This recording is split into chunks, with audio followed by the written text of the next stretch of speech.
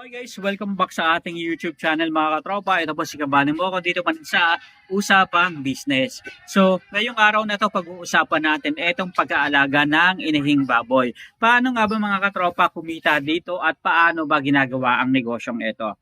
So, isa sa mga kita ay nagbumula sa pagbebenta ng piglets at pagpapalaki ng mga ito bilang isang partner.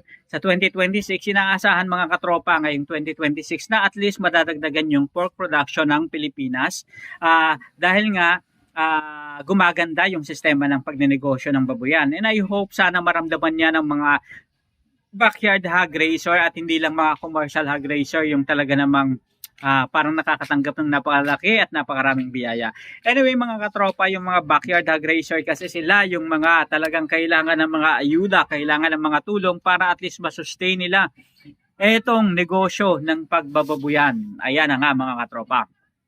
So, eto kasing pag-aalaga ng inihing baboy, malaking tulong ito. Isa lang to sa mga parte. Ang pagninegosyo ng negosyong baboyan kasi ang tinatawag na piggery business, may iba't ibang kanya-kanyang specialty. So, ang pag-aalaga ng inihin at pagpapaanak nito ay isa sa very profitable areas ng negosyong baboyan. Ibig sabihin mga katropa, kapag inalagaan mo ang inihing baboy at pinadambahan mo, pinasampahan mo, and alagaan mo ito ng 3 months, 3 weeks, and 3 days or 14 days, depende sa yung baboy ba natin sa matagal manganak, over na ba yung pag-labor ng ating mga baboy. So, depende yan mga katropa. So, kapag nanganak ang ating mga alagang baboy, dito natin marirealize at makikita yung income na maaaring ma-produce out dito sa pag-aalaga na itong inahing baboy. Para mangyari yan mga katropa, kailangan natin magbenta ng mga piglets o ng mga biik. Ibig sabihin mga katropa, ito yung tinatawag na winning production. Ang produksyon ay isang malusog na inahin na maaaring manganak ng 2 beses sa loob ng isang taon at nagbibigay ng hanggang 12 to 20, minsan may 21 at 23 piglets pa, depende mga katropa sa lahi ng inahing baboy na alaga ninyo.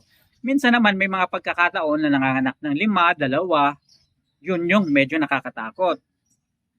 Kasi nga, maaari kang malugi sa ganong sistema. Kaya importante mga katropa na dapat yung baboy mo is nag-average na nanganganak ng 8 and pinaka-okay na at least acceptable na yung 10. Yung 8 pa nga medyo parang nakukulangan ka pa mga katropa pero at least kahit paano babalik na sa'yo yung investment mo mga katropa. Yung paunti-unti yung ini-invest mo. At least okay na, acceptable na rin yun mga katropa. Pero kapag nanganak yung baboy ng mga 12 to 15, yan talaga yung sasabihin ko na at least masasabi mo na may profit ka na sa negosyong ito. Yung pagbebenta kasi ng mga piglets, ibig sabihin nito kapag nagbenta ka ng mga piglets, usually ang mga presyuhan mga katropa ng mga piglets ngayon is umaabot ng 4,000, 5,500 hanggang 6. Minsan pinakamataas na yung 7,000. So, ibig sabihin nito, kapag meron kang 10 alagang piglets na yung baboy na nanganak ng piglets na 10 or 12, at least meron ka lang 40k to 6k hanggang 7k, depende sa presyuhan sa inyong lugar. Isang magandang pagkakataon nito para at least kumita ng malaki, basta make sure lang mga katropa na alagaan mo yung inahing baboy dahil yan yung nagbibigay sa iyo ng magandang profit. Yan yung nagbibigay sa iyo ng kaperahan. Ang bentahin nito as hindi kinakailangang alagaan ang iyong baboy ng 5 hanggang 6 na buwan dahil sa pagbebenta ng piglets, kita ka na kaagad. Ibig sabihin, kaliwaan na kayo once na nabenta mo. So, bago mo maibenta ang piglets, hindi naman agad-agad na ibibenta mo to pagkapanganak sa kanila. Kailangan mo muna itong alagaan ng at least 30 days or 28 days hanggang 45 days. Depende sa kung paano ba yung bentahan sa inyong lugar. Pero mga katropa, mas makakabuti na bago mo ibenta yung mga piglets is marunong na itong kumain, hindi nagtatae, malakas ang resistensya at pangangatawan. At syempre, okay na dahil nagkaroon na siya ng full vaccination process and dumaan na siya sa isang masusing pag-check, pagpapatibay ng katawan para at least yung baboy is masasabi nating hindi sakitin. Ibig sabihin super healthy. Nakakahiya naman kasi mga katropa kung ibebenta natin ang ating mga alagang piglets tapos ilang araw lang mamamatay. Mahirap yun. At saka hindi magandang klase ng pagninegosyo yung gano'n. Kasi mawawala ng tiwala sa atin yung mga customer natin na bumibili sa atin ng mga piglets at magpapatiner. Imagine, halimbawa nagbenta tayo tapos biglang namatay yung binenta natin na baboy na nasa pangangalaga nila, ilang araw lang pagkabili nila sa atin. Anong mararamdaman nila? Baliktarin natin yung sitwasyon. Kung tayo kaya yung ganon, di ba ayaw natin mangyari kasi ibig sabihin lang yon namuhunan tayo mga katropa ng malaki. And isang pagkakataon na dapat inaalalayan natin sila at tinuturuan rin ano ba yung magandang dapat gawin para at least maging healthy yung kanilang pag-aalaga. Lalong-lalo na mga katropa kung sila ay baguhan pa lang sa negosyo ng pagpapatiner.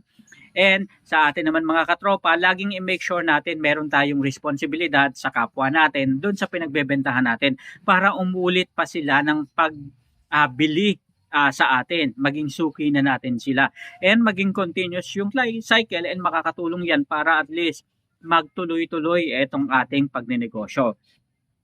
And isa pa rin sa magandang bagay na maaari natin gawin is yung paro to finish system. Sa halip na ibenta ang mga piglets, palalakihin ito hanggang sa umabot ng 90 to 100 kilos o kahit minsan 85 kilos. Ibig sabihin lang nito, marirealize natin mga katropa yung kita. Dapat kasi separate natin mga katropa yung ating negosyo. Kung meron tayong inahin, i-separate yung pag-iinahin natin at kung meron tayong patiner, i-separate yung pagpapatiner. Bayarin mo yung sarili mo sa binili mo ng mga piglets galing sa inahing baboy para at least makita na yung inahing baboy na business mo. And ngayon kung magpapatiner ka, doon ka na rin bumiri sa sarili mong babuyan. Pero bayaran mo para at least yung kita naman sa patiner is makita mo ng gusto kung magkano yung ginagastos mo, magkano yung profit mo, para at least merong tunay na paghahati sa kita. Malalaman mo dito sa ganitong sistema, saan ba galing yung kita ko? Magkano ba yung kinita ko sa pag-aalaga ng inahing baboy at pagpapaanak dito? And magkano naman ang kinita ko sa farm to finish system o pag-aalaga ng patabaing baboy?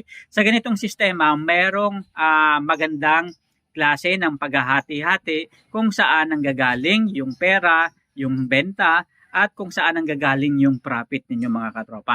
Ganon rin, makikita mo dito at marirealize mo magkano ba yung ginastos ko sa ganitong ori ng pagnenegosyo and magkano rin yung mga pinagkagastusan ko sa ganito namang sistema ng pagnenegosyo. Sa kasalukuyan mga katropa, medyo challenging yung pricing ng baboy ngayon dahil sa merkado, ang live weight ng hog live weight, minsan pumapatak ng 210, magandang presyohan na yan. Pero meron namang 165 to 180 mga katropa. At least sana 180 pesos per kilo para at least yung mga nagbababuyan natin is talaga namang masabi natin at least kumikita sila kahit papano. Kasi mga katropa, kung nag 150, 160 yan, medyo challenging yan. Unless na lang na yung baboy o piglets ay galing sa yung babuyan, at least masasabi mo na kaya mo pang i-adjust yung profit. Kaya importante mga katropa na sineseparate talaga natin yung ganitong set ng ating pagnenegosyo. And kapag matanda na rin yung ating mga baboy, maaari nating ibenta na ito at gawing katay na karne and sariling benta. So sa ganitong sistema hindi tayo malulugi kasi nga nabawi na natin yung mga profit natin. Ibig sabihin kung naka-ilang years na ng panganganak ng ating mga alaga at unti-unti na silang kumukunti yung inaanak at binibigay na piglet sa atin, pwede natin silang katayin at gawing karne and ibenta natin per kilo. Panigurado, super malaki ang kikitain nyo dito. And isa pang bagay is yung pagbebenta ng mga breeding stock. So, ibig sabihin nito, palalahian nyo yung baboy, kukuha kayo ng magagandang lahi and palalahian nyo, halimbawa yung tinatawag na F1, ibig sabihin nito, mabibenta nyo to ng sa mas mataas na presyo as compared doon sa mga regular baboy na kung saan-saan lang natin pinapalahian. Ibig sabihin yung magagandang lahi is large white, landrace, or mix ng large white and Duroc. Depende sa kung anong klase ba yung gusto nating mangyari sa ating babuyan and anong klaseng karne ba yung gusto nating maging output o outcome. So, ibig sabihin lang nito mga katropa, ito yung mga bagay na dapat nating tutukan. Iba't ibang klaseng negosyo sa sa negosyo ng pag-iinahing baboy. So, ibig sabihin, balikan natin ulit. So, una, yung tinatawag mga katropa na winning production o pagbebenta ng mga piglets. Ang ikalawa naman is yung paro to finish system o yung tinatawag mga katropa na pagpapatiner. And yung pagbebenta ng mga breeding stocks mga katropa, isa yun sa magandang bagay. And syempre, yung pagbebenta ng katay na karne ng ating mga inahing baboy kung talagang hindi na sila nagbibigay ng magandang production sa ating baboyan. So, anyway, for the long term naman yun mga katropa, mga ilang years mo pa bago gawin yan mga katropa. Bawiin mo muna lahat ng pinuhunan mo sa negosyong ito para at least tuloy-tuloy at kumita ka ng malaki.